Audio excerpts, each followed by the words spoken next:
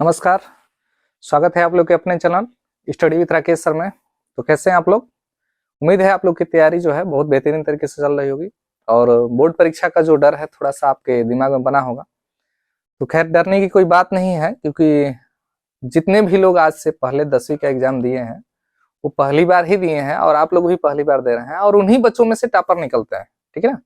और एक दिमाग में बात बैठा लीजिए, यदि आपके दिमाग में डर है तो सोच लीजिए कि आप पढ़ने वाले हैं, क्योंकि जो पढ़ने वाले बच्चे होते हैं उन्हीं के अंदर डर होता है और जो नहीं पढ़ते हैं उनको थोड़ा भी डर नहीं होता है, क्योंकि एग्जाम का प्रेशर वो क्या जानते हैं और उनको ऐसा लग रहा है कि ऐसे ही पास हो जाएंगे या ऐसे ही उनका मेरिट बन जाएगा, तो शायद उनकी बड़ी भूल है। तो जैसा कि आप लोग थंबनेल पे देख चुके होंगे कि आज से हम लोग इस वीडियो में आपको बताने वाले हैं, पढ़ाई लिखाई तो आप लोग की अच्छी चल रही होगी, आप बहुत बेहतरीन तरीके से तैयारी किए होंगे, लेकिन ये जो समय है बहुत क्रिटिकल समय है। यानी इस समय में आपको किस हिसाब से अपने सिलेबस को लेकर चलना है, कैसे रिवीजन करना है, क्या पढ़ना है, क्या छोड़ना है, यदि इन सारी चीजों को यदि आप समझ गए तो सोच लीजिए कि उम्मीद है बहुत अच्छा आप स्कोर करेंगे, ठीक है ना।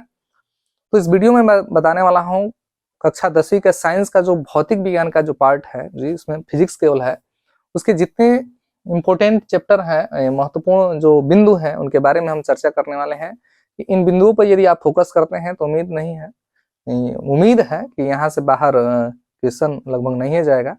देखिए ध्यान से समझिए, यहाँ पे जितने पॉइंट हम लिख रहे हैं ये संक्षिप्त में हम पॉइंट लिखे हैं, यहाँ पे बहुत शॉर्ट फॉर्म में आपको इसमें बताएंगे कि इसमें आपको पढ़ना क्या है, ठीक है ना।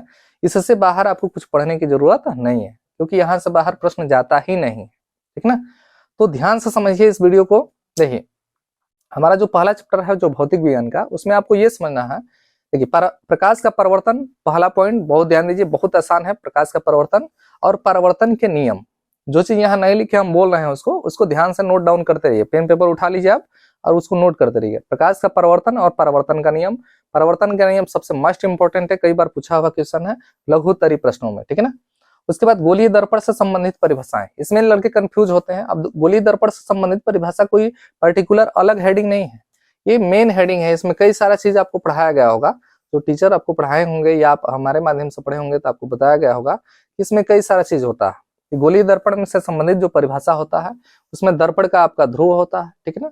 उसके बाद ध्रुव के बाद वक्रता मुख्य फोकस होता है, आपका मुख्य फोकस होता है, वक्रता केंद्र होता है, वक्रता केंद्र होता है, फोकस दूरी होती है, फोकस दूरी होता है, फोकस तल होता है, फोकस तल होता है, ठीक है।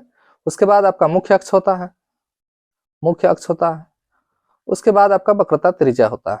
तो ये जितने छोटे छोटे पॉइंट हैं इसको ध्यान देना है, क्योंकि इन पॉइंटों से बहुत क्वेश्चन पूछे जाते हैं। अति लघुत्तरी प्रश्नों में इनसे पूछ दिया जाएगा दर्पण का ध्रुव या मुख्य फोकस किसे कहते हैं, फोकस दूरी किसे कहते हैं, वक्रता त्रिज्या किसे कहते हैं।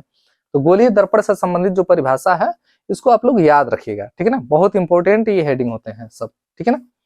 आइए, किरण रेख, गोलीय दर्पणों में किरण रेख किस हिसाब से बनता है, कहां से किरण आपतित होगी तो परावर्तन के पश्चात कहां से जाएगी, तो किरण रेख को आप रिवीजन कर लीजिएगा।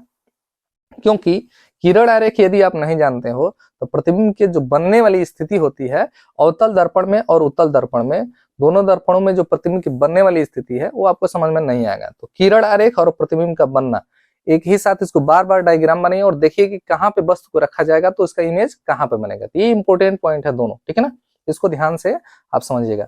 उसके बाद प्रकाश का अपवर्तन और अपवर्तन के नियम, दोनों चीज, जैसे यहाँ प्रकाश का परिवर्तन है, परिवर्तन का नियम भी आपको याद रखना है। उसके बाद प्रकाश का अपवर्तन और अपवर्तन का नियम भी आपको याद रखना है, ठीक है ना। इसमें जो सबसे इंपॉर्टेंट पार्ट बता दें आपको, जो बहुविकल्पी में पूछता है और इस पे न्यूमेरिकल भी आता है, वो आपका ये वाला क्वेश्चन है, ठीक है ना। फोकस दूरी और वक्रता त्रिज्या में संबंध, ये बहुत इंपॉर्टेंट है। और आप लोग प्रीवियस ईयर क्वेश्चन देखिए, इसके न्यूमेरिकल ही पूछे गए हैं, बहुविकल्पी में भी इसको डाला जाता है और इसके बाद इस पे आपके न्यूमेरिकल भी आते हैं, ठीक है ना। बहुत इंपॉर्टेंट ये है कि फोकस दूरी तथा वक्रता त्रिज्या में संबंध स्थापित कीजिए या इस पे न्यूमेरिकल आ जाता है। तो F बराबर R/2 होता है, आप लोग पढ़े होंगे। उसके बाद रेखीय आवर्धन है, रेखीय आवर्धन का सूत्र आपको याद रखना है या रेखीय आवर्धन का परिभाषा आपको याद रखना है, ठीक है ना। तो ये है इंपॉर्टेंट पॉइंट इस चैप्टर के।